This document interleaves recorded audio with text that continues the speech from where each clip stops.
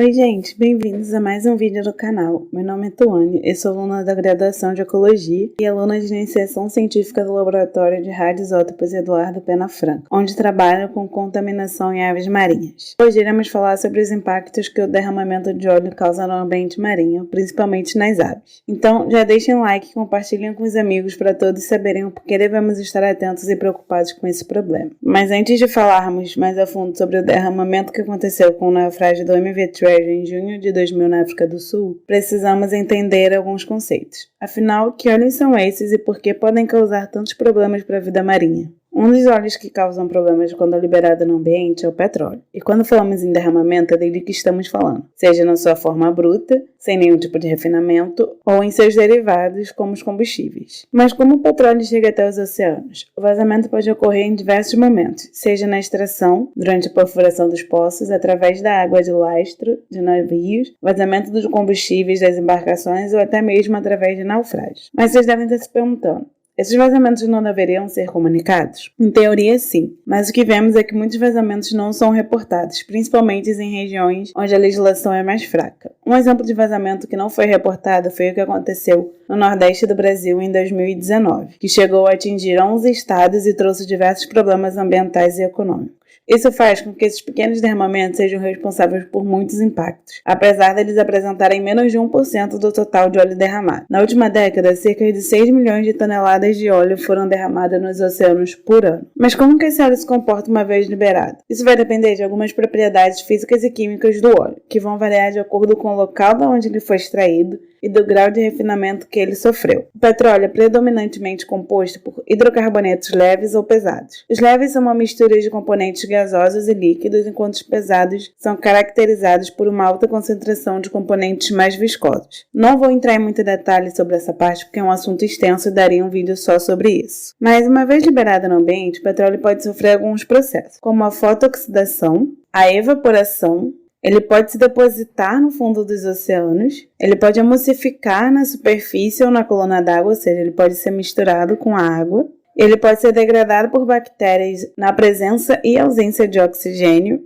Ele pode acumular nos organismos e, além disso, ele também pode se dispersar para outros lugares, diferentemente da onde foi lançado originalmente. Agora que já esclarecemos o que são óleos e como eles podem se comportar no ambiente, vamos entender o que aconteceu em 23 de junho de 2000 na África do Sul e por que esse acidente foi uma das maiores operações de resgate e reabilitação de animais selvagens atingidos por derramamento de petróleo. A África do Sul é uma importante região para a rota de navio, principalmente os de grande porte que não conseguem passar pelo canal de Suez. Apesar disso, já ocorreram diversos acidentes por conta das condições marítimas que dificultam a navegação no local. O cargueiro MV Treasure saiu do Brasil com destino à China, carregando cerca de 140 mil toneladas de minério de ferro. Enquanto passava pela Baía de Saldanha, por conta do mar revolto, teve seu casco danificado. Não se sabe ao certo o que causou o dano. Pode ter sido uma onda gigante ou uma colisão com algum contêiner de outro navio. O navio se dirigiu até a Baía da Mesa, na cidade do Cabo, para inspecionamento dos danos. As autoridades de segurança marítima sul-africana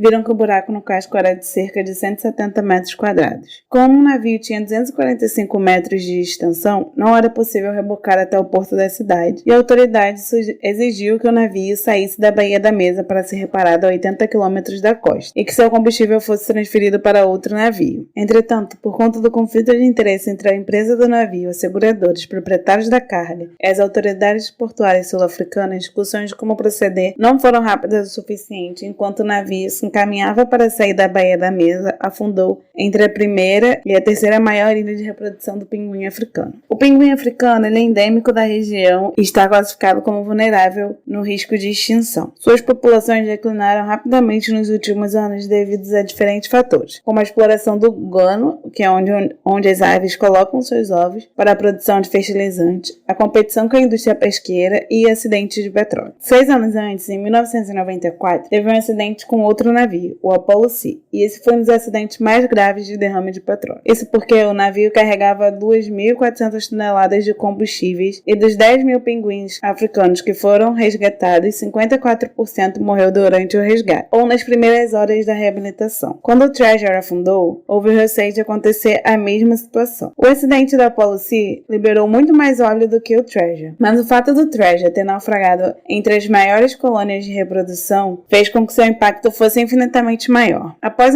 o naufrágio do Apollo C, muitas medidas e planos foram traçados para lidar com outros acidentes. Os pesquisadores sabiam que o naufrágio do Apollo C não seria o último e não queriam que os resultados fossem os mesmos. Por conta disso, o plano de ação para resgate e reabilitação das aves foi rapidamente posto em prática. No dia seguinte ao naufrágio, já tinha pinguins contaminados. E a organização das suas penas é de extrema importância para as aves, que confere proteção térmica e impermeabilidade. O óleo destrói toda essa organização, fazendo com que os pinguins ficassem impedidos de entrar no mar para buscar o seu alimento. E ao tentarem limpar as penas, eles acabavam engolindo o óleo, que pode causar diversos problemas à saúde, como úlceras no trato digestivo. Impedidos de se alimentar e com o corpo coberto de óleo e engolindo ao tentar se limpar, sem o resgate e reabilitação, os pinguins teriam poucos dias de vida. Cerca de 19 mil pinguins contaminados foram resgatados das duas ilhas e levados para o centro de reabilitação que foi montado pela Fundação Sul-Africana para a Conservação de Aves Costeiras, onde foram tratados com solução de eletrodos para descontaminação e banho com detergente para retirada do óleo. Além dos pinguins que entraram em contato com o óleo, cerca de outros 19.500 foram retirados das ilhas para evitar que entrassem em contato e foram levados para a segunda maior colônia de reprodução, que fica em Porto Elizabeth. Isso foi feito para que desse tempo dos pesquisadores e voluntários limparem as ilhas Destin e Robben, antes de que os pinguins fizessem o caminho de volta. O esforço para descontaminar o ambiente foi alto.